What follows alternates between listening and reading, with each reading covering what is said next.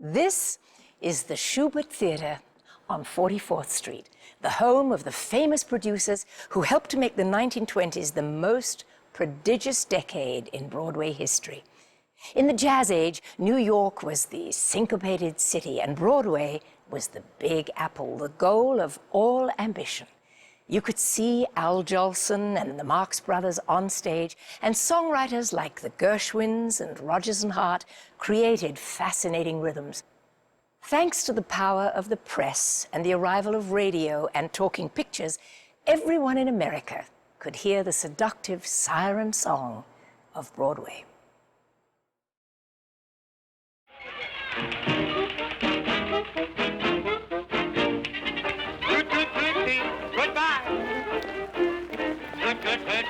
Don't cry. The little future train that takes me away from you. You don't know just how sad it makes me. Kiss me pretty and then, ow, do it over again. Watch for the mail, I never fail. If you don't get a letter, then you know I'm in jail. Hey, don't cry, Tootsie, don't cry. Kiss me, Tootsie, goodbye. Broadway in the 20s was a showcase for the sweeping changes that transformed American culture. New York was the mecca of the Jazz Age, and Broadway was its glamorous shrine, a place where fame was first manufactured. Goodbye, Tootsie, goodbye. The 20s are a time of incredibly rapid change, really quick modernization. And this is the decade in which Broadway and the musical theater are in many ways at the height of their influence. A tremendously rich, exciting time in the theater. You know, in 1927, you have 250 shows opening, 50 of them musicals, and you have over 20 million people going to the theater, probably more than double what we have today. From 1920 to 1929, you were really sitting on a rainbow. Everything was lovely.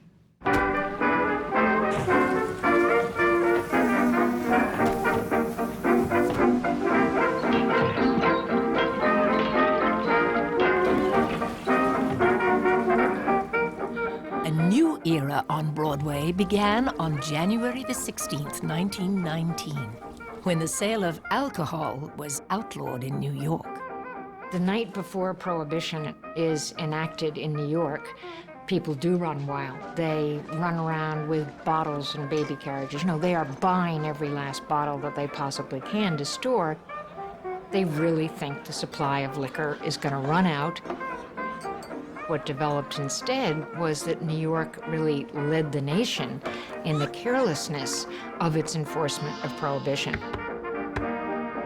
We have 3,200 speakeasies on Broadway. 3,200 speakeasies between 42nd and 55th Street. 5'2", eyes of blue, but oh, what those 5 foot could do. Has anybody seen my girl? Turned up nose, turned down hole. This is a very creative period for language. You had passwords at speakeasies. Classes were now mingling, and they were mingling with the underworld because everybody was breaking the law. Upstairs, boy. Watch that elevator. Make it stop. Stay here. Stay right here. A time when the rules and the language are being questioned and rewritten is going to be a golden age of musical comedy. It's a time of liberated sensibilities, a feeling that life is full of youth and vigor, and the music of the 1920s, jazz, really calls the beat of a new age. And the songs that are coming out of Broadway really are registering this kind of shift in the American sensibility. If it's naughty to rouge your lips, shake your shoulders and twist your hips. Let a lady confess I wanna be bad. If it's naughty to vamp the men, sleep each morning till after 10, then the answer is yes, I wanna be bad. This thing of being a good little goody is all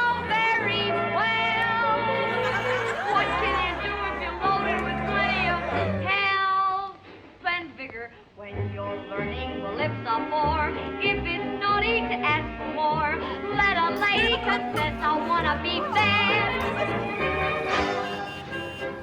New York theater, particularly musical comedy, is really about the pace of change. And nothing was changing as fast as the American woman. Look at what the woman was wearing in 1914 and what she's wearing in 1922. Her hair's gone, her skirts are short. Her hips have disappeared. Her back is in view. She's smoking, she's drinking. She's kind of trashed the past en route to the party at the Speakeasy. And what would attract theater and musical comedy more than something changing that fast?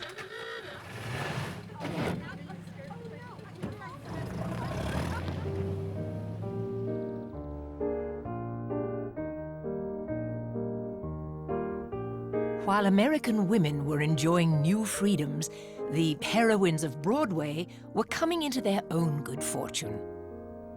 Audiences fell in love with Cinderella stories, musical comedies in which the main character might be a dishwasher in Act One, but marry the man of her dreams just before the final curtain. Many of the musicals were about women. There was a show called Mary, there was a show called Irene, there was a show called Sally.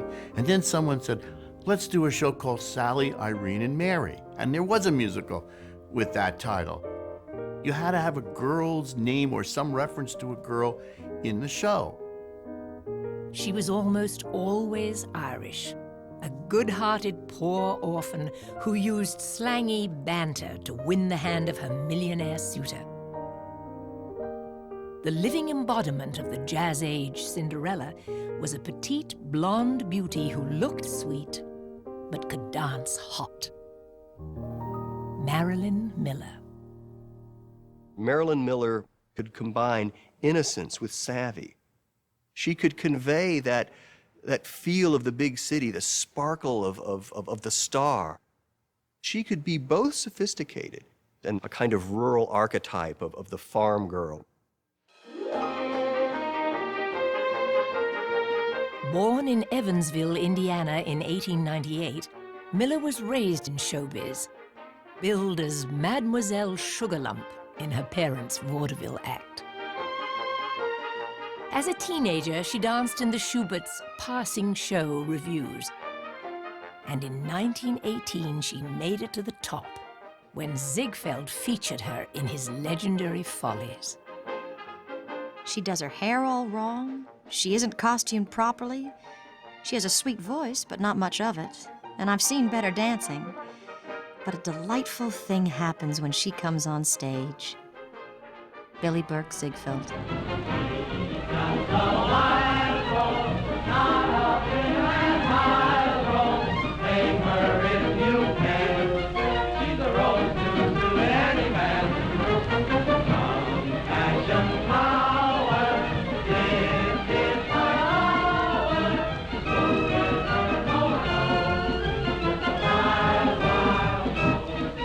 In 1920, Florence Ziegfeld showcased his all-American Cinderella in a new show with music by Jerome Kern.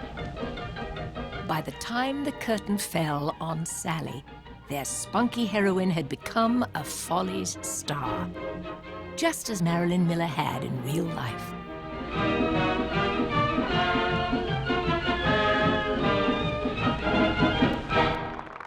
Every star on Broadway is a testament to pluck and luck and achievement and all the values that come with the package of the American dream. Just think, tomorrow night I'm going to get a chance to dance in front of a real audience. Our culture is a cultural optimism, and what the musical sells is optimism. Sure, I'm glad. Your dreams came true on Broadway. You go to a Broadway show and your dreams came true. You go back to Williamsburg or Brownsville or the Bronx and your dreams don't come true. A heart full of joy and gladness will always face sadness and strife. So is the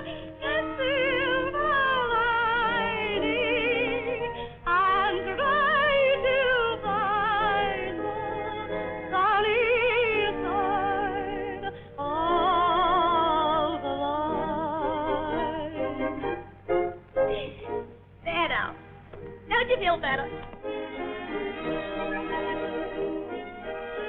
Sally captured the willful optimism of the age.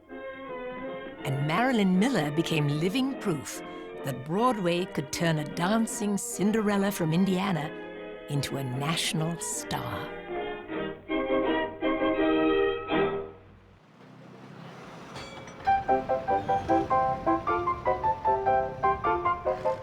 The 20s on Broadway was an age of wonderful nonsense. Audiences wanted to have a good time, and musical comedy did not rely on memorable stories.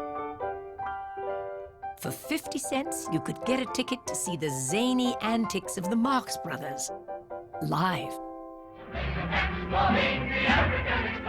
Did someone call me Schnorrer? Hooray, hooray, hooray! He went into the jungles where all the monkeys throw nuts. If I stay here, I'll go nuts. Hooray, hooray, hooray! Say, don't you see there are ladies present? What do you think this is? Put that hat down, will you? Hey, what do you do there? Get out of here.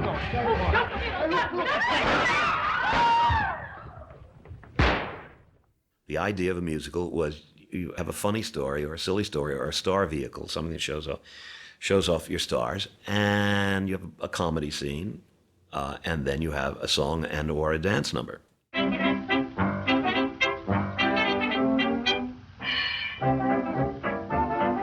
The quintessential show of the 1920s was the revue.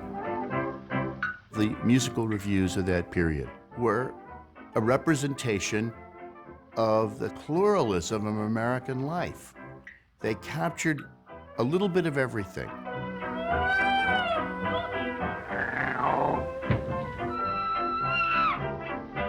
They were not musicals the way we think of them today, where there's a story and actors playing characters. They were loosely structured revues that featured songs and also the stars. It's really disgusting. Oh, it's terrible. I'm sorry that you had to see this. That's all right. Now, stand clear and keep your eye on the ball. Most of the shows were almost entirely frivolous little stories. A woman named Maud, and a man named Claude. And then you'd never hear from them again in the next skit, because the next skit, Bert Lahr was in. Well, what about it? What about it? That's what you call 2 in 1. 2 in 1. It's a suit and an overcoat combined. You like a suit like this? I like a blue serge with a white stripe. With a white... Oh, with a stripe. With a stripe. Say what you want. There you... Wait a minute. You're trespassing. And now, ladies and gentlemen, rock-a-bye, your rock-a-bye baby with a Dixie melody.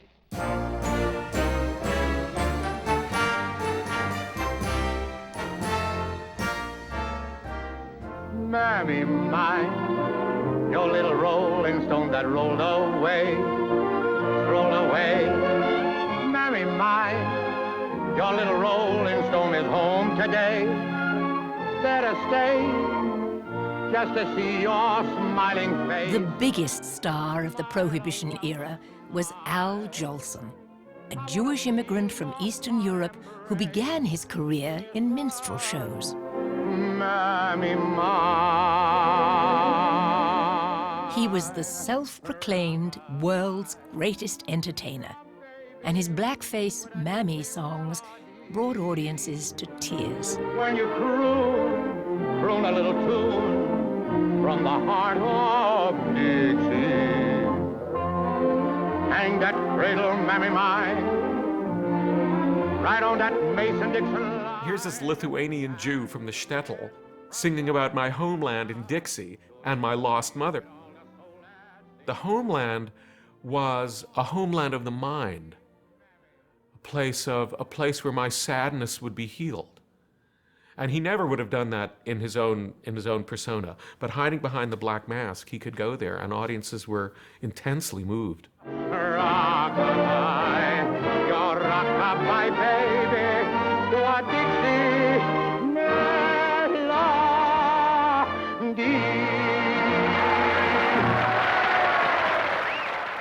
The Broadway musical came from a very, very complicated place. even if the end product seems to be one of joy and optimism and the human spirit soaring, their births started in dark, really peculiar, really interesting places. It's very hard for us to understand blackface today as an institution. It seems so incredibly racist and demeaning and stereotypical. But I think there's another side to it that Jolson represents. For Jolson, I think blackface was never about belittling dark-skinned people. It was about liberating himself. Putting on blackface helped him express a depth, a vulnerability. And that's where his star power came from. Give me what I cry for. You know you got frantic kisses that I die for. You know you made me love you. You made me love you. I didn't think to do it. I didn't think to do it. You made me want you. All the time you knew it. Just all the time you knew it. You made me happy sometimes. Jolson was a really crazy, neurotic man. He was very defensive and very difficult in that kind of prima donna way. He'd become a star, and he defined what it meant to be a star, to act like a star, in such a way that there wasn't much room for anybody else up there but Al. Al Jolson used to have to turn the faucets on in the sink when other people in his show were getting applause. That's insecurity. Jolson stopped a show that he was in that wasn't going well and said, "Folks, I can tell you how this ends. How about if I just come out and sing my songs?" And you either took Jolson on his terms or you didn't take him at all. California, here I come, right back where I started from, where bowers of flowers bloom in the spring. I was never a great Jolson fan. I always thought he overacted and overplayed, but the audience was not in agreement with my opinion. Open up that Golden Gate, California, here I come.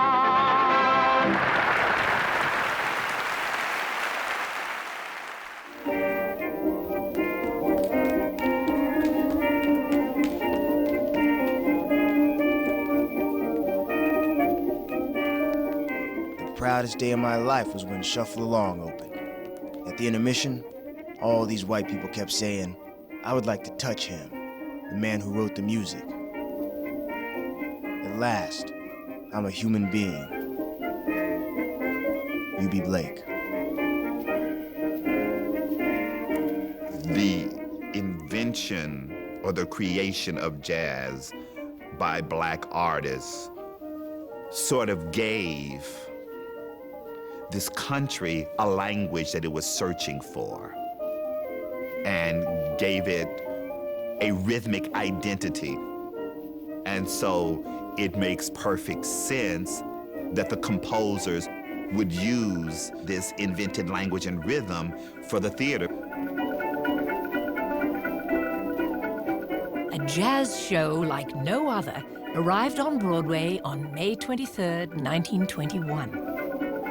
Produced on a shoestring with borrowed costumes and second-hand sets, Shuffle Along featured a rich, rousing score by Noble Sissle and U.B. Blake. Ladies and gentlemen, years ago I wrote a tune called "I'm Just Wild About Harry." I'll play it for you. I'm just wild about Harry. Harry's wild about me. I don't know the words, so I'll play the melody. James Hubert Blake was born in 1883 and raised in Baltimore by a devoutly religious mother and a hard-drinking father. As a youngster, U.B. first syncopated church hymns on an organ, and at 15 he had a regular job as a pianist in a bawdy house. After World War I, he and vocalist Noble Sissle developed a vaudeville act called the Dixie Duo.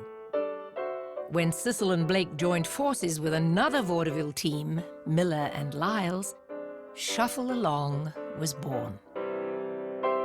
Great comedic talent, great songwriting, and they're introducing a kind of romantic quality about black performers that had never before been seen on stage. Forget being seen, hadn't been allowed. There's a ballad that's introduced in the show, Love Will Find a Way. Love will find a way. Love will find a way. First time was a love song in a Negro show. Isn't that the song that they said that they couldn't afford to have in a Negro show because the Negroes didn't have romance? Romance, yeah. I remember that very well. Yeah. Oh, Play yeah. the chorus. Oh, I don't know the verse now. Well, that's all right. Sing Just the the chorus, verse, and I'll try to okay. help you. Here? Oh, good.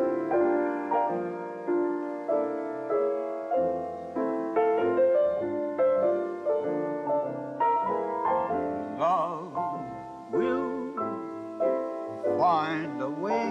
Oh, I know it will, honey. Though the skies are gray, love like ours. This was profoundly risky, but it paid off. The song was a hit, and the precedent was set.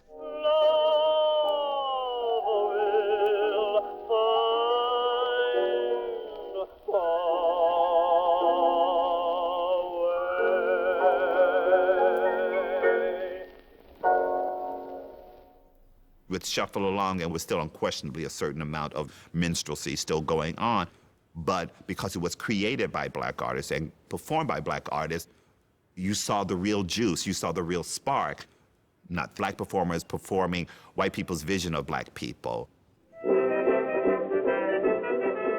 It must have been just an exhilarating thing.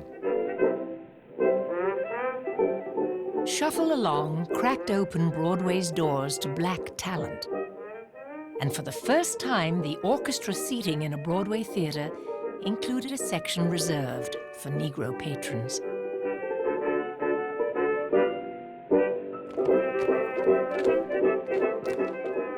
It is when the chorus and principals get going in the dances that the world seems a brighter place to live in.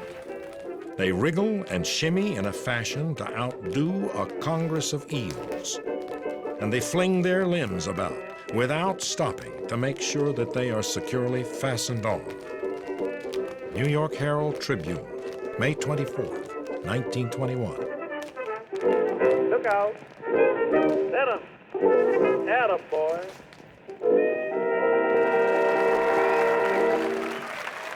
Shuffle Along was very popular. It was a very clever show, very fast-moving, lots of good dancing, of course. Ziegfeld had to pick that up, you know, because it was the talk of the town.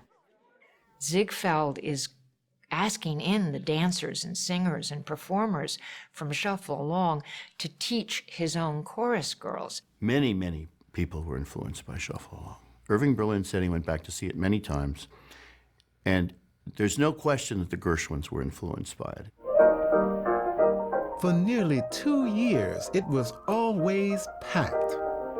Shuffle Along gave a scintillating send-off to that Negro vogue in Manhattan. It gave the proper push that spread to books, African sculpture, music, and dancing. Langston Hughes. The unexpected hit inspired a spate of new black musicals, which in turn generated interest in Harlem nightclubs that featured a new generation of black entertainers. Jungle, hit boy.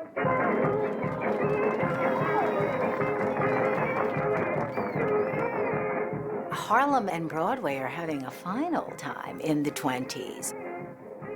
A lot of your top jazz performers, whether it's Fats Waller, Louis Armstrong, James P. Johnson, they are playing in Harlem nightclubs. They are also writing songs for Broadway revues and appearing in them.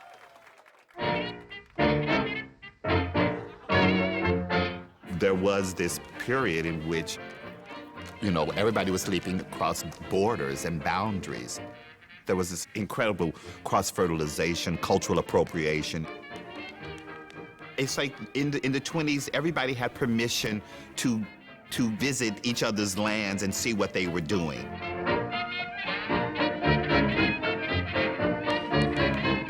Broadway's most contagious contribution to the jazz age came from a black show with a white producer, George White.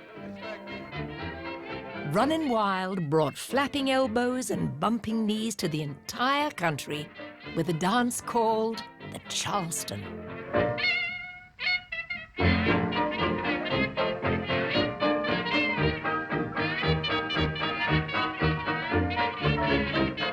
George White liked to think that he invented 1920s dance. He liked to think that he was the guy that said, I've got this great dance here, here it is, the Black Bottom, the Charleston. So many of the moves that were associated with the 20s.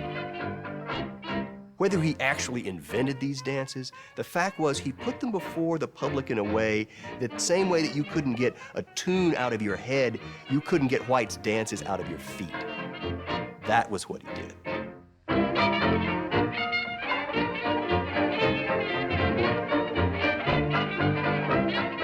George White was one of the great review men. He did the Scandals. And because he himself was a dancer, he respected terrific dancers, and he got a lot of wonderful dancers.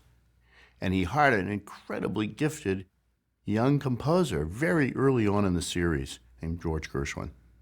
And George Gershwin really learned his craft, writing for the George White Scandals.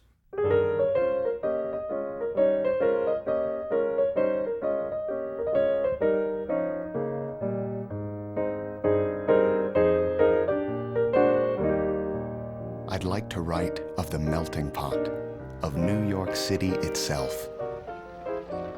This would allow for many kinds of music, black and white, Eastern and Western, and would call for a style that should achieve out of this diversity an artistic unity. George Gershwin. George Gershwin's childhood was the perfect preparation for capturing the rhythms of New York's melting pot. Born in Brooklyn in 1898, his parents were Russian immigrants who constantly moved about the city, living in 28 apartments in all. First trained on a piano purchased for his older brother, Ira, George quit high school and found a job as a song plugger, demonstrating material on Tin Pan Alley. He used to make $15 a week at Remix. In vaudeville days, that's where people went to Remix to hear the music, and they'd always say, go to the room that George was in with the upright piano, and he'd play for people who wanted to know how songs would sound. You have him at the store plugging songs. It's a very American notion that somebody could come in and, like, test drive a car. They want to test drive a song. He got very good at improvising and selling the song. And he developed in his piano style, which became his writing style. He was a composer who wrote very much from what he was able to play. If you see Gershwin's piano rolls played, you can't believe it because there seem to be 20 fingers flying in every direction. And he found in his fingers voicings and jazz sounds.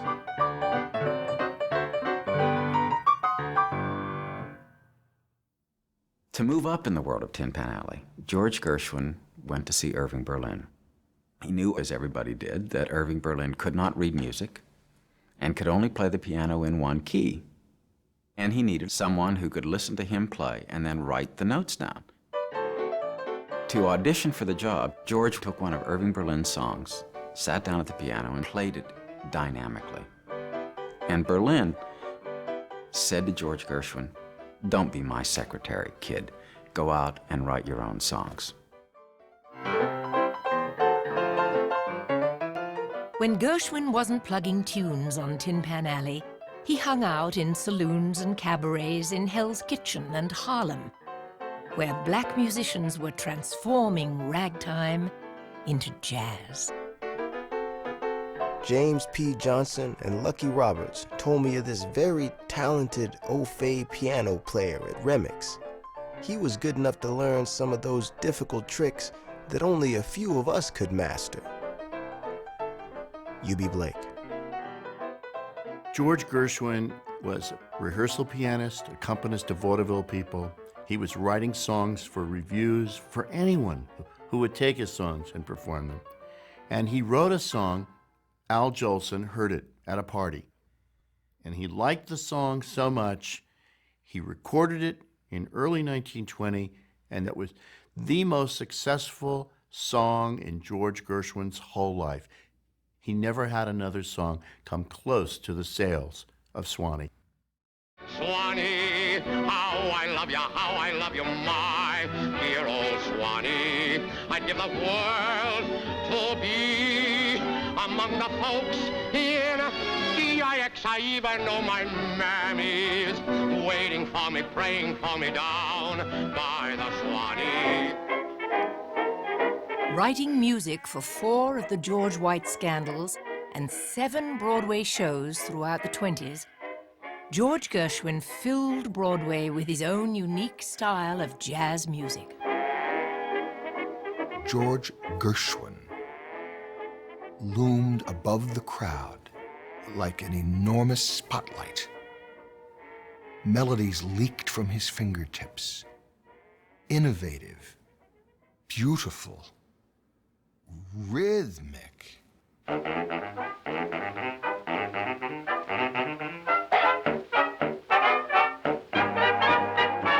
We saw a Gershwin musical called Tiptoes with a girl named Queenie Smith. It was dazzling. The first musical I ever saw. It was unbelievable. Sweet and Low Down is an amazing number, and it was visually something that people who saw never forgot. And he had people on the stage with trombones.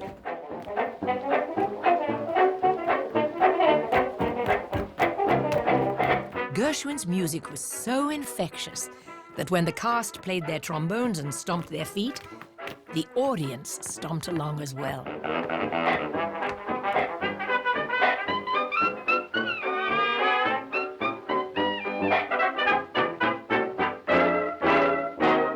Tiptoes featured lyrics by George's older brother, Ira, who became known as the jeweler because of his ability to set words into musical phrases.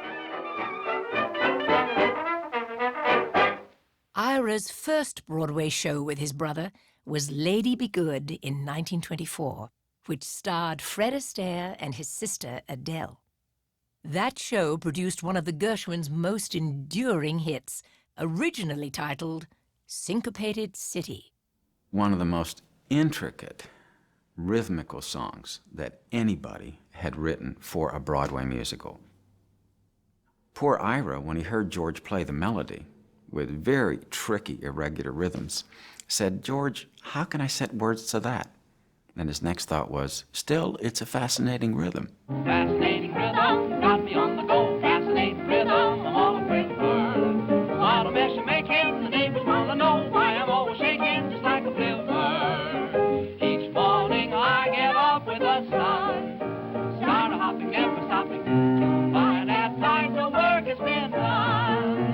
I know that once it didn't matter, but now you're doing wrong when you start to matter. I'm so unhappy. Won't you take a day off? Fascinating Rhythm seemed to capture what George's music captured, the energy of the jazz age, the feel of New York. Fascinating rhythm, you gotta stop picking on me. The rhythms of the Gershwin shows are jazz-like. When you think of George and Ira shows, you think of Coney Island hot dog stands, lights coming on in the twilight, of tap dancing chorus girls. Fascinating rhythm, you've got to stop picking on me. I think George and Ira Gershwin are really the minstrels of the jazz age.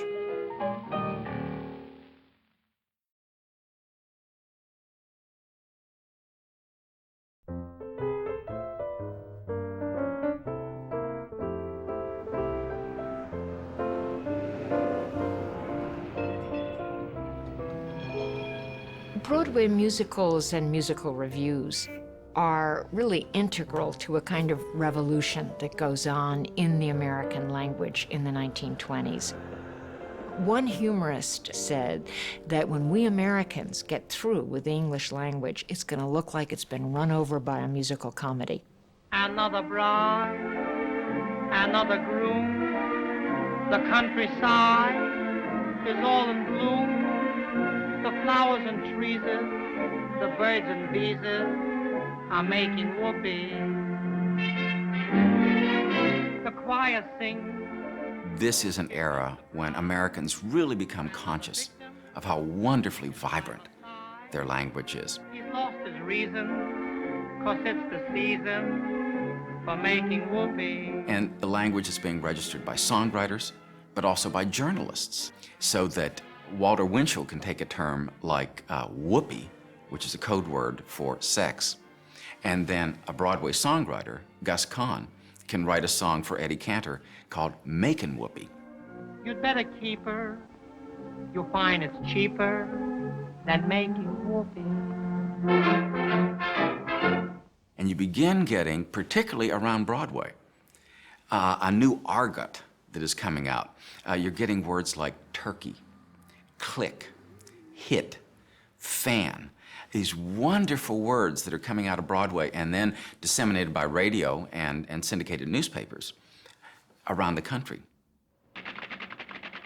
Writing in a staccato style punctuated by dots and dashes, one newspaper columnist held sway as the Bard of Broadway, Walter Winchell.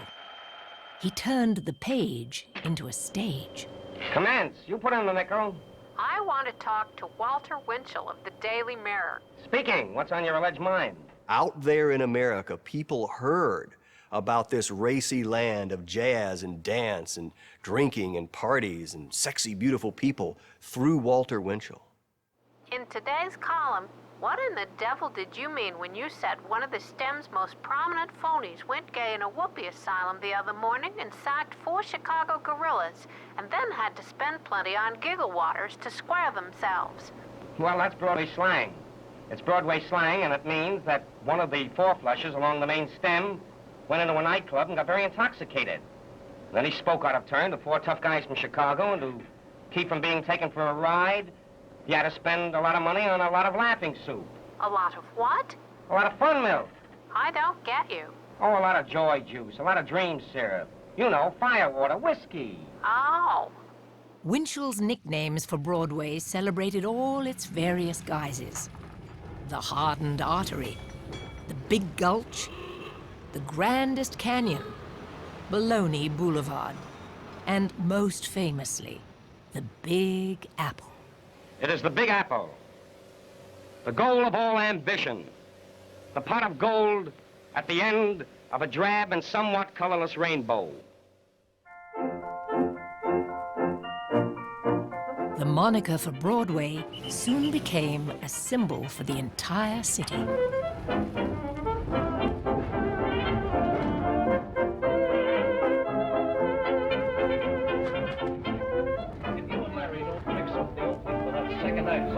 Mr. Morley. This is Miss Merrill, the feature writer of the United Syndicate. Mr. Hart. How do you do? Mr. Rogers. How do you do? How do you do? She'd like to do a story with you. Gentlemen, you're about to be interviewed. Wait till I fix my tie. Don't you like being interviewed? Well, I don't mind, as long as you don't ask us which we write first, the words or the music. I'm not going to ask you that. I think our readers will be more interested in knowing how you get the idea. You tell her, Larry. Oh, no, you tell her, Dick. The composer Richard Rogers was born in Upper Manhattan, raised in a middle-class Jewish family, and weaned on comic operas and the music of Jerome Kern. His partner, the lyricist Lorenz Hart, showed an early gift for poetry and delighted in the lyrics of the Gilbert and Sullivan operettas. Despite placing a song in a Broadway show in 1919, real success eluded them. Producers and music publishers alike rejected their work. But in 1925, they finally broke through. What a beautiful, tough, Hard-hearted town it is. What? Oh, Manhattan. Manhattan. Manhattan. We'll have Manhattan, the Bronx and Staten Island too. It's lovely going through the zoo. It's very fancy on old Delancey Street, you know. The subway charms us so when balmy breezes... No one was more surprised by the success of Manhattan than the lyricist Larry Hart. He had always assumed that witty, clever lyrics never became popular on Tin Pan Alley, and he had written in Manhattan one of the cleverest of all lyrics that had been written up to that point. We'll have Manhattan, the Bronx and Staten Island too, and tell me what street compares with Mott Street in July. Sweet pushcarts gently glide, ding by. It's very intricate the way it works with Rogers' music. The great big city's a wondrous toy, just made for a girl and boy. We'll turn Manhattan into an isle of joy. It became an enormous hit around the country. And people then began, for the first time, to listen to the lyrics in American Broadway musicals the way they had always listened to them in Gilbert and Sullivan. It was a new age of lyrics in the Broadway musical. In a show called Connecticut Yankee, Hart combined the old English world of King Arthur with the new American vernacular. Thou swell, thou witty, thou sweet, thou grand, wouldst kiss me pretty, wouldst hold my hand, both mine eyes acute to what they do to me. Hear me holler, I choose a sweet lollapalooza in thee. I'd feel so rich in a heart for two rooms and kitchen, I'm sure would do. Give me just a plot of nut, a lot of land, and thou swell, thou witty, thou grand. In 1927, the year Connecticut Yankee opened, the team of Rogers and Hart had 4 shows on Broadway. Dick Rogers was only 25 years old. Larry Hart, 32. They were part of a new generation of songwriters that was busy making Broadway the place to be. Richard Rogers once described to me opening nights. He and all his colleagues, all the other composers, would go to everybody's opening night. And Gershwin, for example, would come out with a wonderful new rhythm or a syncopation or something, and Rogers would race right home and have to top it. Everyone knew everyone. Everyone read the same newspapers. Everybody read the same columns. Miss Fanny Bright. Walter Winchell, famous Broadway columnist. And once you were accepted on Broadway, either as a performer or a writer, or you created a show that was a hit, then you were ready for the whole world.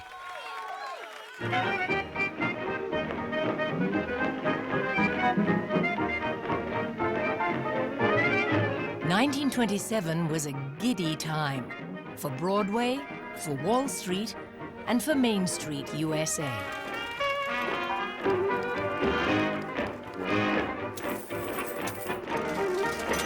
Americans had heroes with nicknames like the Sultan of Swat and Lucky Lindy.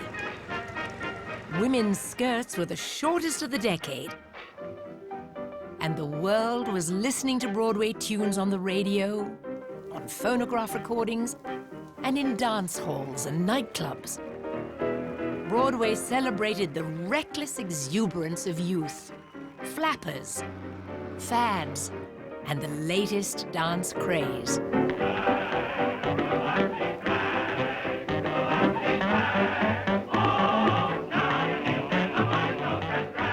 The biggest hit that year was Good News, with a score by the trio De Silva, Brown, and Henderson.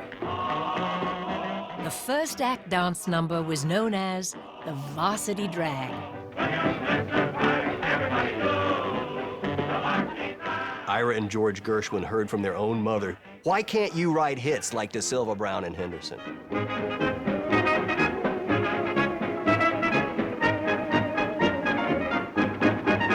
They were the stars of that period. Their shows ran longer than anyone else's. They're about good times, about people passing footballs and winning girls, about guys sinking a putt. It's the optimism of Broadway. Good News was one of over 50 musicals that opened in 1927, a year in which 8 new Broadway theaters were constructed. In one record night that season, 11 productions opened, and the following night, Showboat premiered at the Ziegfeld. The Broadway musical would never again hit such heights.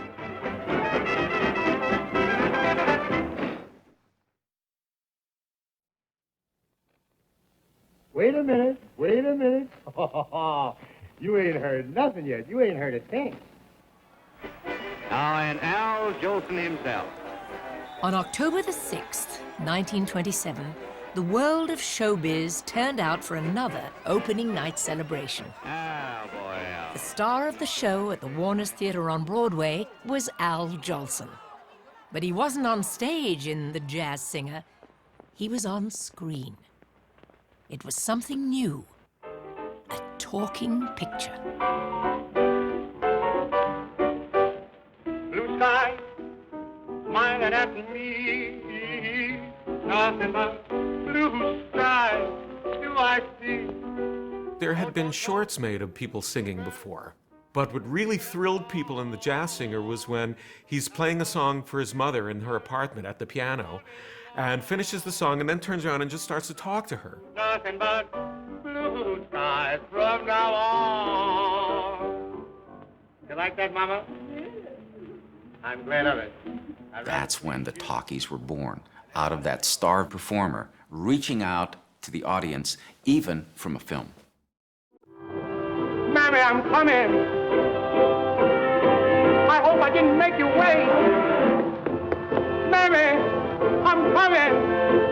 Oh, God, I hope I'm not late. Mammy, don't you know me? It's a little baby. I'd walk a million miles for one of your smiles. For my me. The success of The Jazz Singer was the first blow of a mighty 1-2 combination that would send Broadway reeling.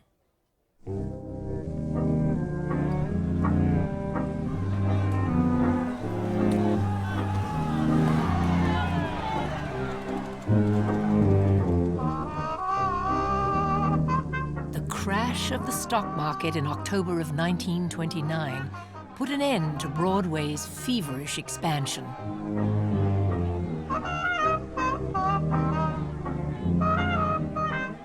The collapse of Wall Street was best captured in the slang used to describe an act that flops. No joy on sale. Broadway, kicked, heeled, punched, and gouged by Wall Street, came within an inch of its nightlife last week, shattering all records for gloom in the country. The bottom dropped out of hilarity. Variety. The biggest producer on Broadway, Florenz Ziegfeld, was hit the hardest. When the stock market began its alarming plunge, he was testifying in court, unhappy over a $1,600 bill for a marquee sign. By the time Ziegfeld left the courthouse, Broadway's greatest showman had lost almost $3 million. I had never seen Flo like this before. I pulled his head down and took him into my arms. Well, poor old darling, what is it? Flo sobbed. They were great, struggling sobs. I'm through, he said. Nothing can save me. Billy Burke Ziegfeld. After the stock market collapsed, the slow trickle of Broadway talent to Hollywood became a flood.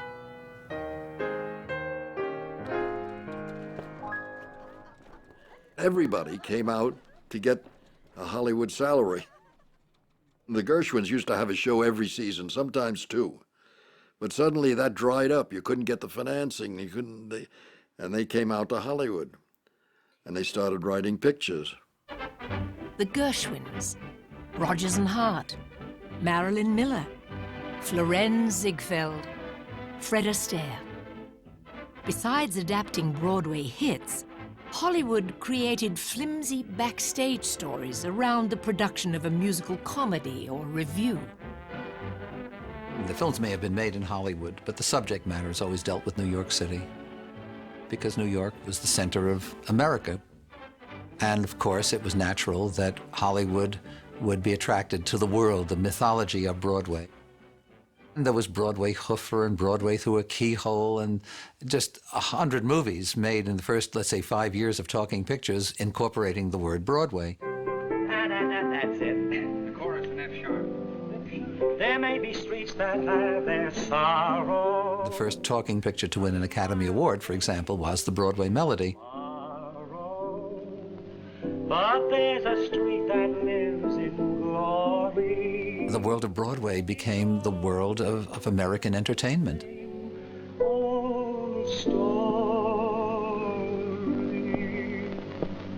Don't bring a frown to old Broadway. You've got a clown on Broadway. Your troubles there are out of style, but Broadway don't wait where to try.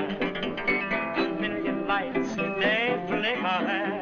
A million hearts beat quicker there. No skies are gray on the great white way. That's the Broadway melody. Oh, Queenie, New York, the place we've dreamed and talked about. And it's swell. Yeah. Roy, it'll be better for all of us if we stick in Vaudeville. What are you talking about, Joe? This is the greatest break we've ever had. Tonight tells the tale. Broadway or bust. That's the Broadway melody. Hot dog. Broadway was the magic word. Anything could happen in New York. That was it. Your future's in it, my future, and everything all of us have is staked on you. All right, now I'm through. But you keep your feet on the ground and your head on those shoulders of yours and go out and Sawyer. You're going out a youngster, but you've got to come back a star.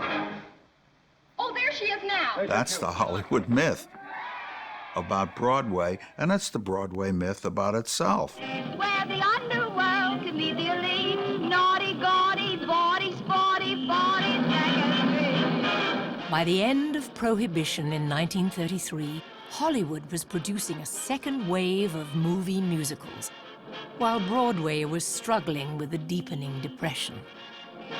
But if Hollywood offered what George Gershwin called a Western tan and a pocket full of money, Broadway promised something else: creative freedom. In the Depression era, that freedom would inspire songwriters like Cole Porter, Rodgers and Hart, and the Gershwins to produce their greatest works. It's a rhapsody of laughter and tears. Naughty, bawdy, gaudy, sporty, 42nd Street.